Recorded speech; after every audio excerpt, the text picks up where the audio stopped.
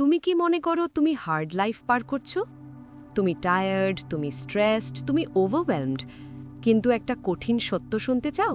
তুমি এখনও তোমার লিমিটের 40% ইউজ করো নাই।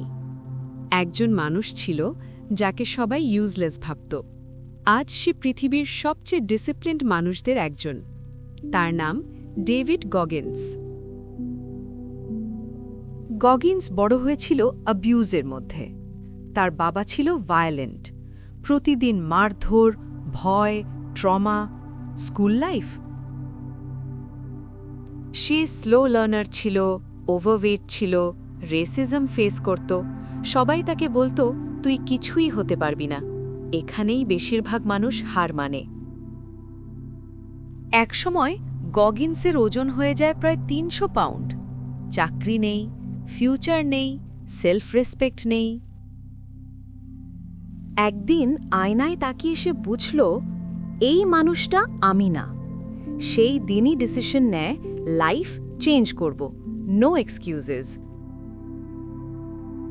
নেভি সিল হতে গেলে এক্সট্রিম ফিটনেস লাগে, কিন্তু Goggins overweight, weak, zero stamina.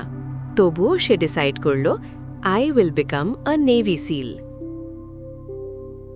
দিনে ১০০ push up, long running, extreme diet. Pain ছিল কনস্ট্যান্ট, কিন্তু সে একটা রুল ফলো করত, স্টে হার্ড। গগিন্সের সবচেয়ে ফেমাস কনসেপ্ট 40% রুল। যখন তুমি ভাবো আমি শেষ, তখন তুমি অ্যাকচুয়ালি মাত্র 40% ইউজ করছো। 60% এখনও বাকি। মাইন্ড তোমাকে স্টপ করতে চায়, কারণ সে কমফর্ট চায়। গগিন্স বলতো, পেইন ইজ নেসেসারি। যেভাবে হাতের স্কিন ক্যালেস হয়, ঠিক তেমন মাইন্ডও স্ট্রং হয় পেন দিয়ে। হার্ডওয়ার্ক, ডিসকমফর্ট, স্ট্রাগল, এইগুলোই মাইন্ড স্ট্রং করে। গগিন্স একটা পাওয়ারফুল টেকনিক ব্যবহার করত। মিররের সামনে দাঁড়িয়ে নিজের দুর্বলতা অ্যাকসেপ্ট করা। No excuses, no lies. নিজেকে ব্রুটালি অনেস্ট হও। তুমি কি জানো তোমার সমস্যা কি? তুমি কমফোর্টেবল থাকতে চাও, তুমি পেন অ্যাভয়েড করো, তুমি এক্সকিউজ বানাও। এই কারণেই তুমি স্টাক। গগিন্স পারফেক্ট না, কিন্তু সে একটা জিনিস জানে, pain equals growth, discipline equals freedom.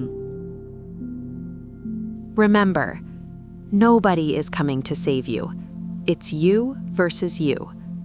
So, stay hard.